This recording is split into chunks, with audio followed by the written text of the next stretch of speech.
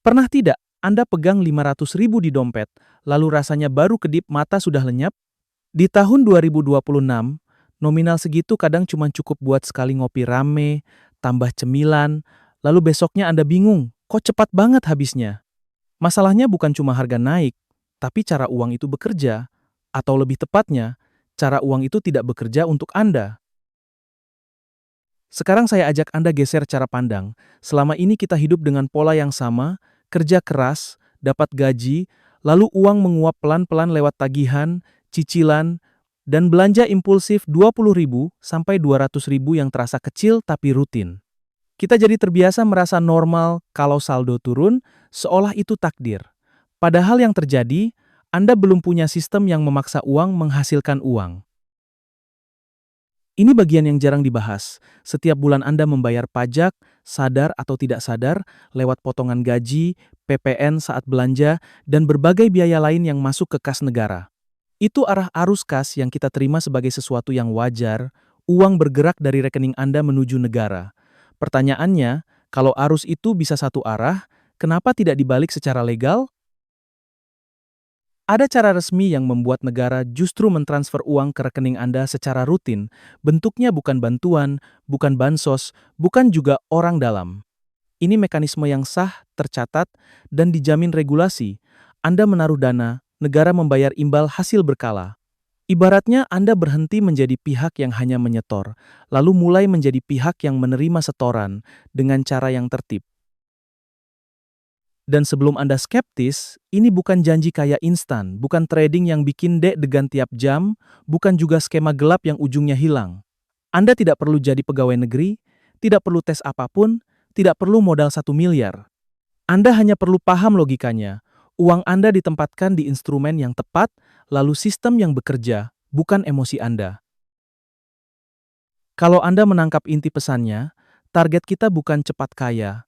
Target kita membangun mesin yang stabil, dimulai dari nominal yang terlihat receh, seperti 500.000. Karena ketika Anda berhenti meremehkan nominal kecil, Anda sedang membangun kebiasaan orang yang paham sistem.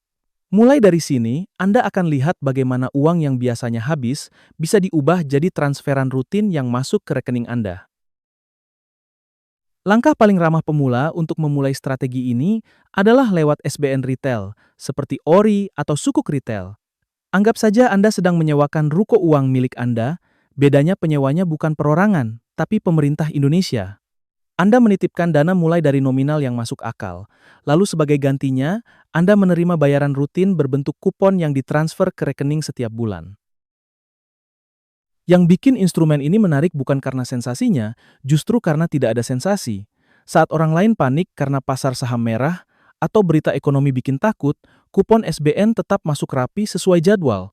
Anda tidak perlu menebak-nebak harga, tidak perlu menatap grafik tiap malam. Tugas Anda cuma satu, punya posisi, lalu biarkan sistem bekerja. Ini model arus kas yang membuat Anda bisa bernapas lebih panjang.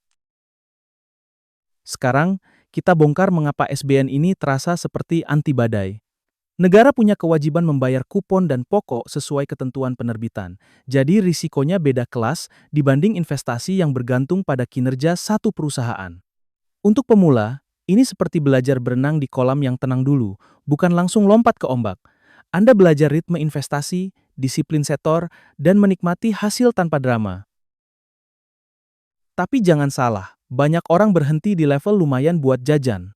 Kupon masuk, lalu habis buat belanja online, nongkrong, atau traktir 20.000 sampai 200.000 yang terasa tidak seberapa. Padahal, rahasia utamanya bukan sekadar menerima kupon, melainkan memakainya sebagai amunisi. Kupon itu harus diperlakukan seperti benih, bukan seperti uang kaget. Disinilah permainan naik level dimulai. Anda gunakan kupon yang masuk untuk membeli seri SBN berikutnya atau menambah kepemilikan yang sudah ada. Bayangkan, Anda punya pasukan kecil uang pekerja. Tiap bulan mereka setor hasil, lalu hasilnya Anda rekrut jadi anggota baru. Pelan-pelan, pasukan ini bertambah, bukan karena Anda kerja lebih keras, tapi karena Anda mengulang proses yang sama dengan konsisten. Kalau Anda ingin hasil yang terasa, jangan fokus pada satu kali beli, fokus pada kebiasaan membangun posisi. Mulai dari nominal kecil yang realistis, lakukan berkala, dan biasakan kupon tidak menyentuh gaya hidup. Karena begitu Anda menjadikan SBN sebagai pohon uang, tugas Anda bukan memetik buahnya untuk habis hari ini, tapi menanam lagi agar pohonnya makin besar, makin rindang, dan makin produktif setiap bulan. Kalau Anda tipe yang tidak puas, hanya melihat angka di aplikasi, dan butuh bukti nyata bahwa uang Anda benar-benar bekerja, maka Project-Based Sukuk atau PBS adalah jalur yang paling terasa. Ini bukan sekadar instrumen kertas yang abstrak. Dana yang Anda titipkan dialokasikan untuk proyek negara yang jelas, terukur, dan bisa Anda temui di dunia nyata. Anda bukan cuma investor, Anda ikut menjadi bagian dari pembangunan. Bedanya dengan instrumen lain, PBS punya narasi yang lebih konkret. Uang yang Anda tempatkan membantu membiayai pembangunan jalan, jembatan, rel, pelabuhan, sampai fasilitas publik lain yang menggerakkan ekonomi. Jadi ketika Anda dengar kata imbal hasil, Anda tidak membayangkan sesuatu yang gaib, Anda membayangkan proyek yang berdiri, dipakai orang, dan menghasilkan manfaat. Ini membuat banyak orang lebih tenang secara psikologis. Karena PBS berbasis syariah, mekanismenya dirancang agar sesuai prinsip syariah, jadi buat Anda yang menjaga aspek halal dan kehati-hatian, ini bukan kompromi. Anda dapat arus kas berkala sambil merasa selaras dengan nilai yang Anda pegang. Ini penting, karena investasi yang paling bertahan lama adalah yang membuat Anda nyaman, bukan yang membuat Anda ragu tiap malam. Bayangkan momen sederhana, Anda road trip bersama keluarga melewati jalan tol baru yang mulus, atau melintasi jembatan besar yang menghubungkan wilayah, lalu Anda senyum karena sadar, saya ikut punya andil di sini. Perasaan kepemilikan itu tidak bisa dibeli dengan sekadar profit. Ini rasa bangga yang membuat Anda lebih disiplin menambah posisi, karena Anda merasa terhubung dengan dampaknya. Soal kinerja, PBS sering menawarkan imbal hasil yang kompetitif dibanding alternatif yang terlalu konservatif sambil tetap berada di ekosistem pembiayaan negara. Namun fokusnya bukan sekadar angka, fokusnya adalah kombinasi antara arus kas, ketenangan, dan makna. Anda sedang membangun aset yang memberi pemasukan, sekaligus memberi kontribusi yang bisa Anda lihat, bukan cuma Anda baca. Kalau Anda ingin investasi yang bukan hanya membuat dompet tebal, tapi juga membuat Anda merasa bernilai, PBS adalah kandidat kuat. Strateginya tetap sama, mulai dari nominal yang masuk akal, lalu jadikan arus kasnya sebagai bahan bakar untuk menambah kepemilikan secara bertahap. Karena ketika investasi bisa Anda sentuh lewat dampaknya, Anda akan lebih sulit tergoda mengganggunya untuk belanja sesaat. Pertanyaan yang paling sering muncul itu sederhana. Kalau saya butuh uang mendadak, bagaimana? Karena memang SBN dan PBS punya periode tertentu, tidak selalu bisa dicairkan kapan saja. Nah, disinilah reksadana pendapatan tetap masuk sebagai solusi yang lebih lincah, ibarat dompet fleksibel yang tetap berisi aset berbasis obligasi, tapi tidak membuat Anda merasa uangnya terkunci rapat. Konsepnya begini, Anda tidak perlu pusing memilih seri obligasi satu persatu. Anda cukup menaruh dana, mulai dari nominal kecil, lalu manajer investasi yang mengelola, mereka membagi dana ke portofolio obligasi, terutama surat utang pemerintah dan instrumen pendapatan tetap lain. Anda menyewa otak profesional, sementara Anda cukup memantau lewat ponsel tanpa stres. Daya tarik utamanya adalah keseimbangan. Potensi hasilnya umumnya lebih menarik dibanding sekadar tabungan, tetapi volatilitasnya biasanya lebih kalem dibanding saham. Jadi buat Anda yang ingin uang bekerja dengan cara yang lebih halus, ini jalur transisi yang cerdas. Anda tetap merasakan pertumbuhan, tapi tidak perlu tahan mental setiap kali pasar bergejolak. Yang membuatnya krusial dalam strategi adalah likuiditas. Saat ada kebutuhan mendadak, seperti servis mobil, biaya rumah sakit, atau kebutuhan keluarga yang tidak bisa ditunda, Anda bisa mencairkan unit reksadana pendapatan tetap, dan dana biasanya masuk rekening dalam hitungan beberapa hari kerja, tergantung kebijakan platform dan bank kustodian. Ini membuatnya cocok sebagai lapisan dana siaga yang tetap produktif. Namun ingat, fleksibilitas bisa jadi pedang bermata dua. Karena mudah dicairkan, banyak orang gagal disiplin, sedikit-sedikit dicairkan untuk hal yang tidak darurat, belanja impulsif 20.000 sampai 500.000, lalu portofolionya tidak pernah tumbuh besar. Jadi Anda perlu aturan main, perlakukan instrumen ini sebagai parkiran pintar, bukan sebagai ATM gaya hidup. Kalau Anda susun sistemnya rapi, reksadana pendapatan tetap berfungsi sebagai penyangga, uang nganggur tetap tumbuh, tapi selalu siap saat hidup menuntut dana cepat. Ini yang membuat strategi Anda tidak rapuh. Anda tidak perlu mengorbankan investasi jangka panjang hanya karena kejadian mendadak, karena Anda sudah menyiapkan kantong yang fleksibel tetapi tetap menghasilkan. Banyak orang muda menunda urusan pensiun karena terdengar jauh dan tidak mendesak. Itu kesalahan strategi. Justru rahasia besar orang yang tetap kaya sampai tua adalah mereka menyiapkan mesin pensiun sejak dini, dan salah satu kendaraan paling kuat adalah DPLK, dana pensiun lembaga keuangan. Ini bukan produk eksklusif pegawai BUMN, Anda yang karyawan biasa, freelancer, bahkan pekerja lepas pun bisa punya sistem pensiun sendiri. DPLK bekerja seperti brankas jangka panjang yang dipaksa disiplin. Anda setor rutin, bisa dari nominal yang masuk akal, lalu dana dikelola dalam pilihan program investasi sesuai profil risiko. Bedanya dengan investasi biasa, DPLK memang dibuat tidak gampang dicairkan sebelum waktunya. Dan justru disitulah keunggulannya, sistem ini melindungi Anda dari diri Anda sendiri, dari kebiasaan mengambil uang untuk hal yang tidak penting. Ada bonus yang sering tidak disadari orang, aspek insentif pajak.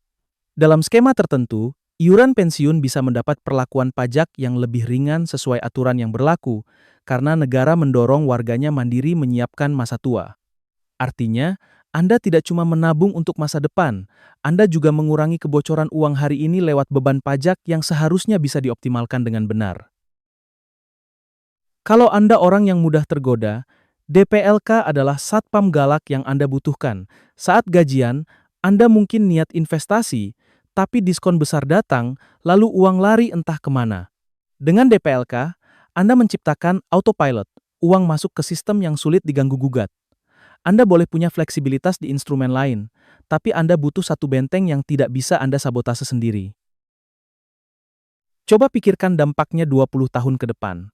Saat orang lain mulai panik karena penghasilan menurun, kesehatan menuntut biaya, dan tanggungan keluarga masih ada, Anda punya sumber dana yang sudah dibangun pelan-pelan. Ini bukan soal gaya hidup mewah, ini soal martabat finansial. Anda bisa memenuhi kebutuhan tanpa harus merepotkan anak, tanpa harus menukar waktu tua dengan pekerjaan yang melelahkan. Kalau Anda serius ingin menang panjang, DPLK bukan pilihan tambahan, tapi fondasi. Prinsipnya jelas, mulai dari kecil, rutin, dan biarkan waktu menjadi mesin utamanya. Anda tidak sedang mengejar sensasi 1 juta semalam, Anda sedang membangun sistem yang membuat masa senja Anda aman, tenang, dan tidak menjadi beban. Itu definisi benteng pertahanan yang sesungguhnya. Sekarang kita hentikan semua teori dan masuk ke pembuktian yang paling tidak bisa dibantah, angka. Anda sisihkan 500.000 per bulan, bukan 5 juta, bukan 50 juta, hanya 500.000 yang biasanya habis tanpa jejak. Lalu Anda masukkan ke kombinasi instrumen yang sudah kita bahas, SBN, PBS, reksadana pendapatan tetap, dan DPLK. Pertanyaannya, kalau ini dilakukan konsisten, apa yang terjadi dalam 20 tahun? Mari hitung logikanya pelan-pelan. Setoran Anda selama 20 tahun itu 500.000 dikali 12 bulan, hasilnya 6 juta per tahun. Lalu 6 juta dikali 20 tahun, total setoran Anda 120 juta. Ini angka yang banyak orang anggap kecil untuk ukuran rencana masa depan. Tapi di sini permainan sebenarnya baru dimulai, karena yang membuat hasilnya melonjak bukan setoran besar, melainkan waktu dan bunga berbunga. Jika rata-rata imbal hasilnya sekitar 7% per tahun, yang terjadi bukan pertumbuhan garis lurus, tapi efek bola salju. Di tahun awal, kenaikannya terasa biasa saja, tapi setelah melewati tahun ke-10, pertumbuhannya mulai terlihat tidak masuk akal bagi orang yang belum paham compounding. Dengan skenario seperti itu, nilai akumulasi Anda bisa menembus lebih dari 250 juta, meski setoran totalnya hanya 120 juta. Dari angka itulah Anda mulai punya posisi tawar. Karena ketika modal sudah besar, imbal hasil tahunannya mulai terasa seperti gaji kedua. Misalnya, jika portofolio Anda menghasilkan 7% per tahun, maka dari 250 juta, potensi hasil kotor tahunannya sekitar 17.500.000 atau kira-kira 1.400.000 per bulan. Itu bukan angka fantasi, itu hasil dari disiplin yang membosankan, yang dilakukan cukup lama sampai akhirnya terlihat menakutkan.